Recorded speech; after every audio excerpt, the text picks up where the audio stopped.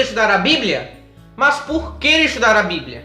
Porque no Evangelho de Mateus, no capítulo 22, no versículo 29, está escrito: Jesus, porém, respondendo, disse-lhes: errais, não conhecendo as Escrituras, nem o poder de Deus.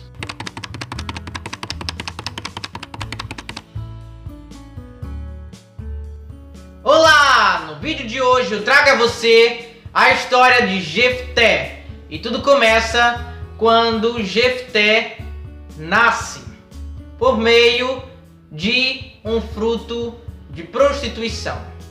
Jefté era filho de uma prostituta e de um homem chamado Gileade. Mas, mesmo ele sendo um fruto de prostituição e adultério, o Senhor tinha grandiosos planos na vida de Jefté.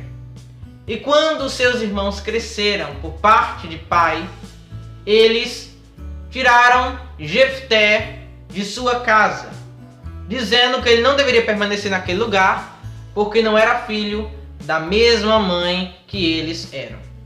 Jefté então foi para uma terra chamada Tobi, e chegando naquela terra, ele encontrou homens que a Bíblia menciona dizendo que eram maus. Mas essa maldade não afetou de jeito nenhum o homem valoroso que Jefté era.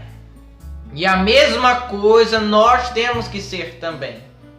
A maldade do mundo não deve nos afetar. Nós somos cristãos, nós temos que se parecer cada dia mais com Cristo. Nós temos que ser sal da terra e nós temos que também ser luz para esse mundo que está em trevas e na escuridão. E então todos serão iluminados pelo poder glorioso de Cristo Jesus. Depois de um certo período de tempo, os chefes de Gileade foram se encontrar com Jefté, para que Jefté comandasse as pessoas na guerra. E então Jefté propôs uma condição: só vou fazer isso se vocês me colocarem como governador de vocês. E então o povo faz com que Jefté se torne governador deles. A princípio, Jefté propôs um acordo de paz com o rei dos Amonitas, explicando a ele que a terra era na verdade dos israelitas, porque o Senhor havia dado a eles nos tempos de Moisés. Mas mesmo assim, o rei dos Amonitas não quis saber, quis ainda a guerra. E então Jefté, como servo do Senhor, foi para os braços de Deus, pedindo a ele que os ajudasse na guerra. E Jefté fez um voto: Deus, se fizeres com que eu vença a batalha, eu faço o seguinte voto ao Senhor: eu oferecerei em sacrifício aquele que sair primeiro da minha casa. E assim aconteceu. Para a surpresa de Jefté, a primeira pessoa que saiu da sua casa foi a sua filha, que a Bíblia dá uma ênfase dizendo que era a sua única filha.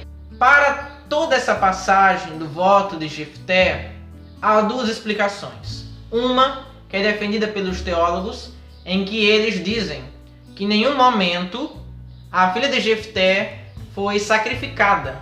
Isso porque, desde o Antigo Testamento, o Senhor é contra os sacrifícios humanos.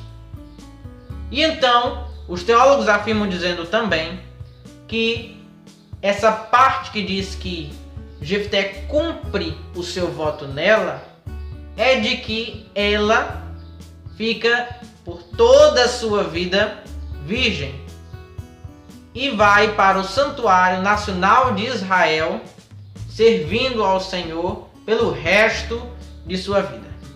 Uma segunda explicação é defendida por muitos, que afirmam dizendo que a filha de Jefté foi sim morta, visto porque no capítulo 11, no versículo 39, a Bíblia diz que ele cumpre o seu voto. Independentemente das explicações, nós entendemos que a Bíblia diz: ele cumpre o seu voto. E o que eu e você podemos absorver da história de Jefté? que nós temos que cumprir o nosso voto ao Senhor. Muitas pessoas pedem ao Senhor para que Deus haja na vida delas, fazem um voto então ao Senhor. Deus cumpre, Deus faz o que ela pediu e aquela pessoa não cumpre com a sua parte. Aquela pessoa não cumpre com o seu voto. Jefté fez um voto ao Senhor que, independentemente das explicações, foi um voto difícil. Foi um voto difícil de se cumprir, mas ele cumpriu. Então, nós devemos cumprir os nossos votos que nós fazemos ao Senhor. Eu vejo muitas pessoas que Deus faz o impossível na vida delas. Elas fazem um voto ao Senhor e não cumprem. Fazem aquele voto de jejuar e não cumprem. Fazem aquele voto de ler a palavra de Deus, que na verdade todos devemos fazer isso, independentemente de ser um voto ou não. A arma do cristão é a Bíblia. Qual é a sua marca? A marca do cristão é a Bíblia, a palavra de Deus. Eu não poderia deixar de falar naquelas pessoas que cumprem o seu voto, ou às vezes estão cumprindo, e não deixam a sua vida velha para trás. Continuam andando e caminhando com a sua vida velha de sempre, com pecados, com máculas, com ressentimentos dos outros e dos seus irmãos. Continuam sendo aquelas mesmas pessoas ruins de sempre dentro de sua casa. O Senhor não recebe votos manchados. Se você quiser realmente que o Senhor receba um voto vindo de você, então comece a ter santidade.